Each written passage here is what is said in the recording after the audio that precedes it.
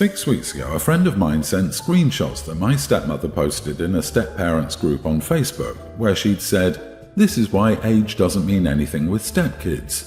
And in that group, she posted an old piece of my letter, homework from 2nd or 3rd grade, where I got very emotional. My mom died when I was 5, and my dad was remarried about a year when the homework was written, but we were asked to talk about who the most important people were and why we loved them.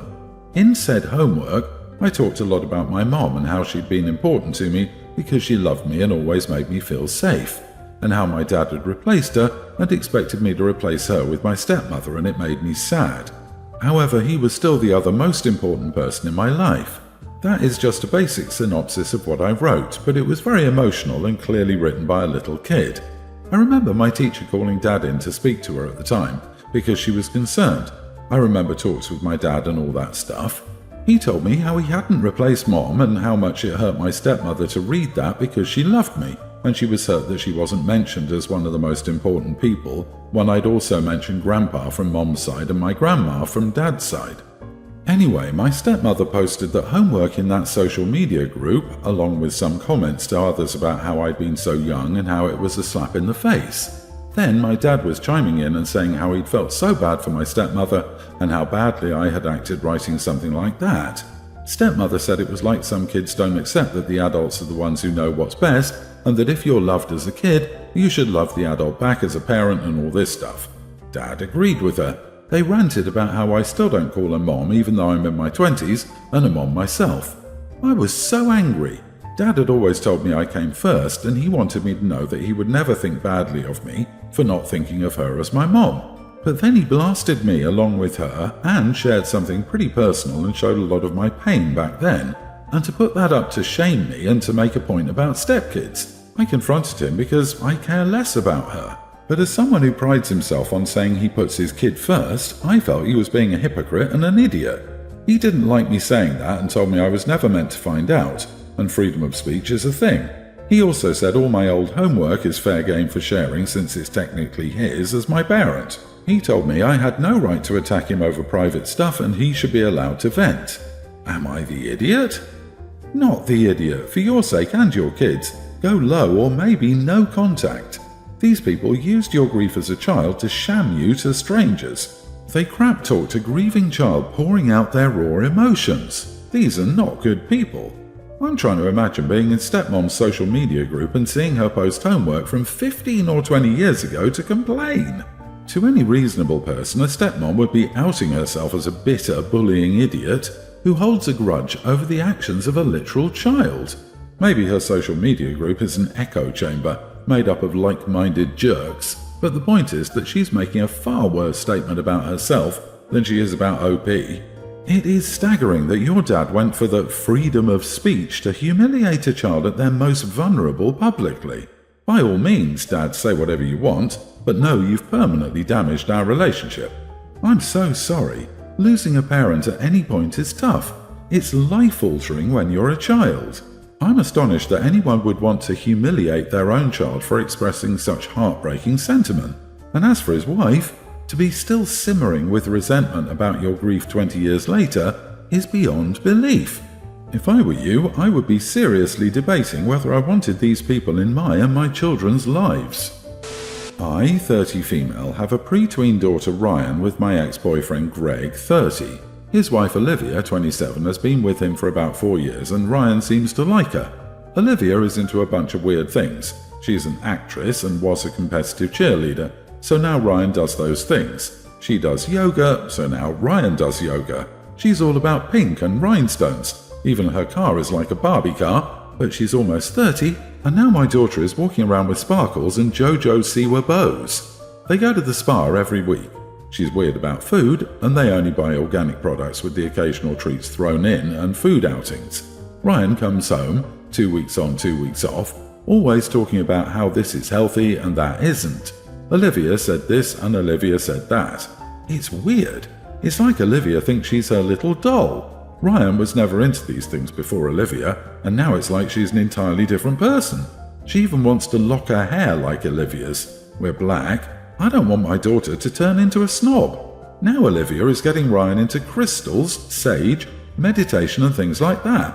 I feel like, as her mother, I should have a say in what she does regarding something like this. She brought her to a crystal shop and let her pick some protection stones to put in a necklace they blessed.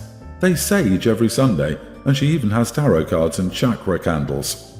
They go to the beach and thank the water, or go to the woods and thank the trees. It's really bizarre. I could go on forever. I spoke to Olivia and told her for the 50th time to stop trying to make Ryan into something she's not, and that forcing a spirituality on her is not happening, full stop.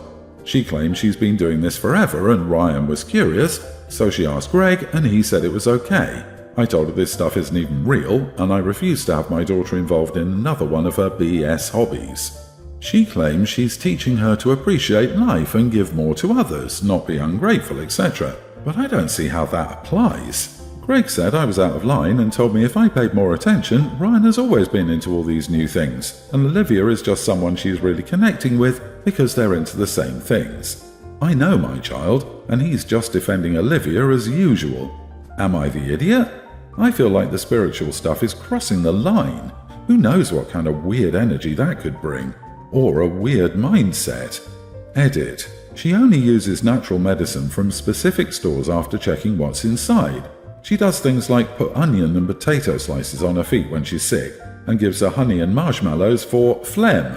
She's not anti-vax, but she's big on taking a natural approach to medicine, unless super necessary, and then they use scientific medicine. She also uses oils on her, Greg, and Ryan. Unsure if she's diffusing it or using them on her wrists and temples. She claims this is how she was raised in terms of the natural stuff and the spiritual stuff. You are the idiot, so you want your child's step-parent to be unappealing and freeze your child out of her daily life? You sound jealous. I feel that the more you try to control your daughter, the further she will drift from you. I get how this feels, but having a loving and engaging stepmother is one of the best-case scenarios for the child of parents who split up. This is good for your kid. That should influence your feelings. After the edit about Olivia only using natural medicine, I'd say everyone's the idiot here. Yes, natural remedies can help, but potatoes on your feet aren't the same as taking proper cold medicine when sick. And when you're a step-parent, medical decisions should not be up to you unless it's an emergency. I agree that OP sounds jealous. I can't really blame her when her daughter is suddenly a mini-me of another woman, and there are clearly things that need to be addressed on her part as well. I don't see the harm as long as Olivia isn't teaching Ryan to rely on crystals and spiritualism instead of actual medicine. You are the idiot for judging Olivia for liking pink girly things though. She has a bonus mom. Double the love and give bio mom a bit of a break sometimes. What's not to like about that situation? I have a sister that's 6 years older than me. My parents, for years, cancel on me at the last minute because of my sister. I have a basketball game. Oops, sorry sister doesn't feel like going out. I'm graduating. Oops, sorry sister had a bad day at work. They have missed major and smaller events in my life because of her meltdowns. I met the love of my life. We decided to tie the knot. From the beginning, I told my parents how I was worried my sister would ruin another special moment in my life. My mom told me over and over again that it would not happen. The day of my wedding, I received a voicemail from my mom saying they couldn't come because my sister's dog was sick and she was upset. I was hurt. My best man, however, is a jokester. He took my phone and then went to my fiancée and asked if he could post a video of our wedding as a gift on social media. She loved this idea. I had no idea about it until I came home. Our honeymoon was at a lakeside cabin. No cell service. The post caption was, "My best friend. He's an amazing person even if his parents never showed up for him." The video was still pictures of us next to her parents, me on the dance floor cutting the cake.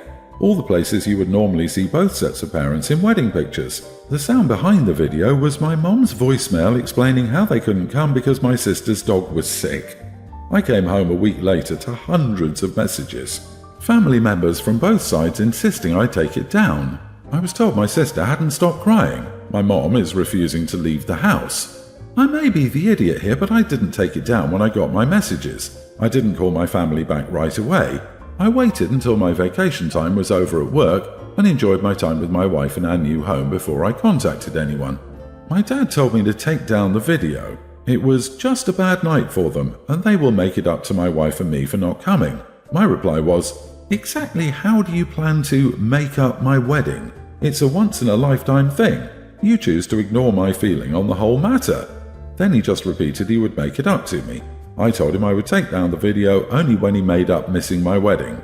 Flustered, we both hung up the phone before saying things we shouldn't have.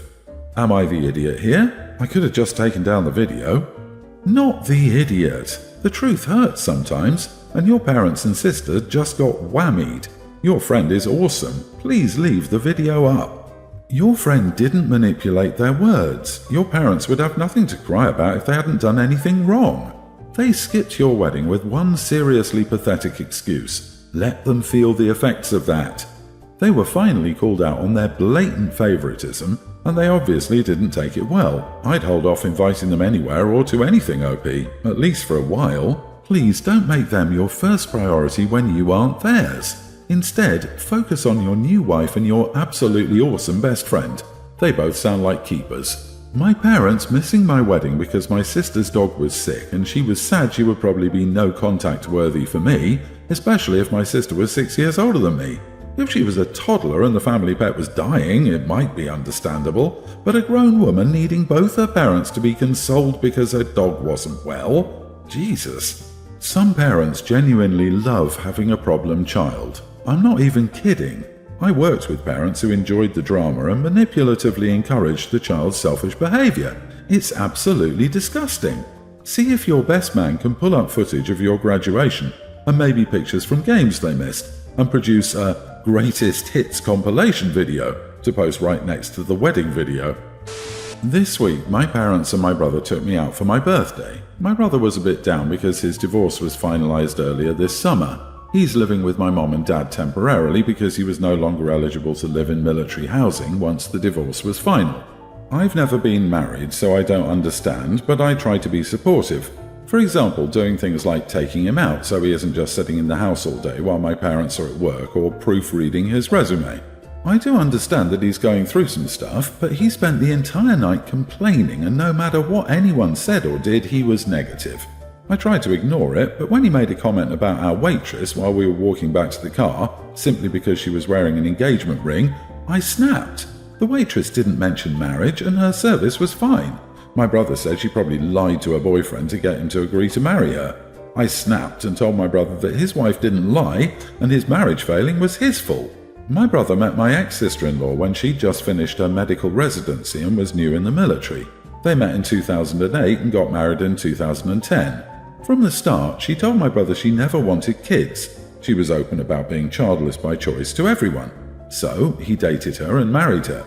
This whole time he thought she would change her mind, and after all this time, he got mad at her when she got mad at him for pressuring her to have kids. I didn't marry her and I knew she was childless by choice. It wasn't a secret. She divorced him because he wouldn't stop pressuring her to have kids and get her tubes untied. He went so far as to try and change the grounds for divorce from no fault to fraud, claiming she entered the marriage under false pretenses. That didn't go anywhere. He maintained she lied, and he's also mad he wasted so much time with her. Before I snapped at him, I never said anything. His divorce was none of my business, and I only tried to be a supportive brother. But his comment about the waitress pushed me over the edge. He has got his underwear in a twist and wants me to say sorry to him. But I'm not sorry. I've listened to him complain for months since she filed for divorce, and it's only gotten worse since he moved back here. I've tried to be supportive and helpful as much as I can. Was I the idiot for snapping at him? He's still angry about it. Not the idiot, but also probably not going to get him to see reason. The literal years of him expecting his ex to change her mind should tell you that he's someone who crafts the narrative he wants when confronted with someone telling him something he doesn't want to hear. This is a spot-on analysis. He will not hear what he doesn't want to hear, OP.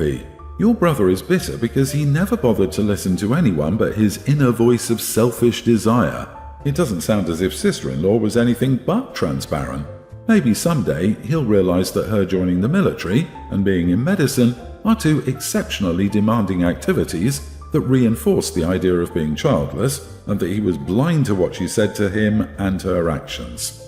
He made his bed. The fraud was all in his mind, assuming his ex would change her mind just because he was so wonderful, and it would be a crime against humanity not to replicate his genes in some form. What an idiot. She's better off without him, and so too would you be.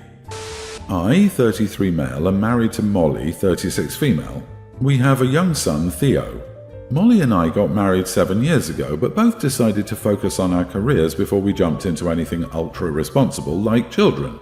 I'm a journalist and she was a midwife, and we both did very well for ourselves. Our combined income meant we could actually survive this economy.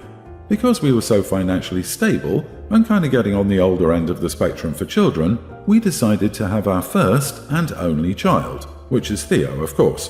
When Theo was born, Molly and I both took time off work to spend a few weeks with him, but eventually my paid break ended and I was forced to go back to my job. Molly didn't go back. In fact, Molly did not go back for so long that she was fired.